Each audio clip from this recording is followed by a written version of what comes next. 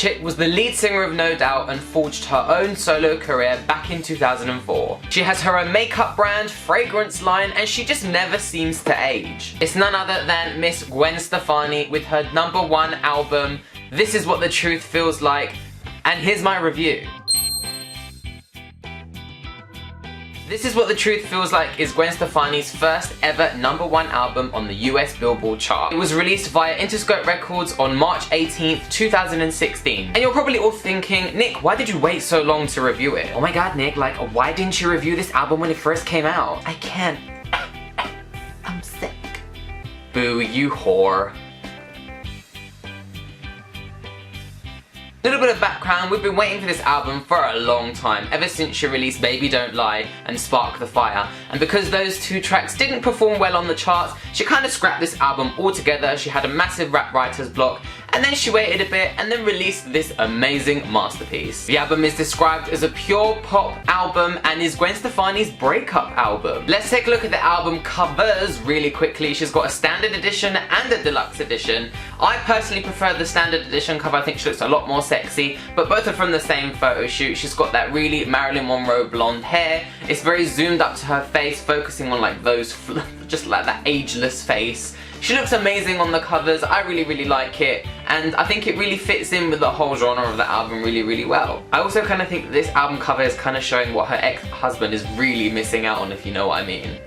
Ever since this album was released, actually ever since Make Me Like You was released, actually no, when Baby Don't Lie was released, I was kind of really excited for Gwen Stefani's third studio album. I was obsessed with Love Angel Music Baby. The Sweet Escape, I like it, but it's not her best album to me. But I've always loved Gwen Stefani, and this is the album I was truly waiting for. And it's finally here, and I am absolutely obsessed with it. It's been on repeat ever since it was released, and what can I say? She's really outdone herself. Calling it a pure pop album, I agree with that. Like, there are a lot of other genres thrown into it, but I'm gonna choose this next choice of words like really carefully, just so I don't contradict what I'm saying.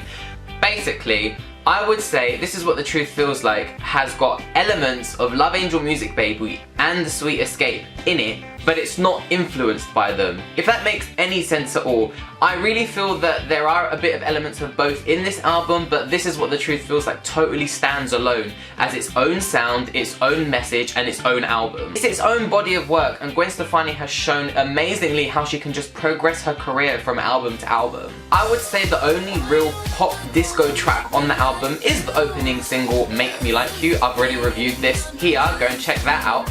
But long story short, it's pop, it's dance. The music video was done live during a Grammy commercial break, the first ever music video to do that. It's an amazing video. It's so upbeat, and I love this track. She's played with a lot of futuristic beats on this as well. The opening track, Misery, and then You're My Favorite, they both have this really futuristic, like, techno synthy feel to them. Misery has got a lot of future disco beats in it, whereas You're My Favorite kind of reminds me of like that really techie, like, video game Super Mario 64 kind of feel to it, and I really love it about that track. You're My Favorite is definitely a standout to this album. Yes, Gwen Stefani is known for using a lot of beats in her music, but she's also got those vocals and those ballads in there as well. Truth and the promotional single, Used to Love You, are these really amazing electro-pop ballads. She seems to favour a lot of the electro-pop in this album, I've noticed. But these are ballads nonetheless, they showcase her vocals really well. I really think Used to Love You really showcases her emotion in that track. You can tell how much, like, she used to love the guy. Truth, where the album title This Is Where the Truth Feels Like comes from, it's a really soulful, like really mid-tempo electro-pop ballad. They both mingle really well together, they both showcase that she can pull off ballads, but in a different way, and I love that. But amongst all that pop, that electro-pop, that bubblegum pop, she hasn't forgotten her rich girl R&B roots either. There's a lot of tracks on here that really do showcase her upbeat trap reggae style. To name a few of them, Where Would I Be, Asking For It featuring Fetty Wap, Send Me a Picture, Naughty, all of these are those really upbeat reggae, like trap kind of songs that are really R&B inspired that Gwen Stefani is known for. This is where I got the whole Rich Girl thing from Love Angel Music Baby. It's not quite like Rich Girl, but it's got that R&B reggae influences in these tracks. Naughty especially, Naughty is such an upbeat like R&B bop that you just can't help bobbing your head to. But then the rest of the album just blends in and just kind of ties this album together completely. There's a lot of hidden gems like Splash and like Rare, to name a few. Like I said, the rest of the tracks just bind this album together together. They are typical like pop tracks for Gwen Stefani, and to be honest, there's not one track on this album that really lets the album fall flat. Even the bonus tracks are amazing, and like usually artists leave some of their best work for the bonus tracks, but if I'm honest, all of it just blends in together. They're all as good as each other. The message of the album, Gwen Stefani did say that this was a breakup album, and I personally don't feel like this is just a breakup album. There's a lot of elements to this album that talk about her breakup with her ex-husband, but there's also like a journey on this album. She goes from being really hurt on the tracks where you can tell that they're about her breakup. You can hear the emotion, you can hear how hurt she is, and her label did not want her to release these tracks because they thought it was too personal. But I think Gwen Stefani turned it around really nicely by including the flip side of it, the journey. So it's not just a breakup, it's going from a breakup to learning how to love again, to being happy with the new person that you're with.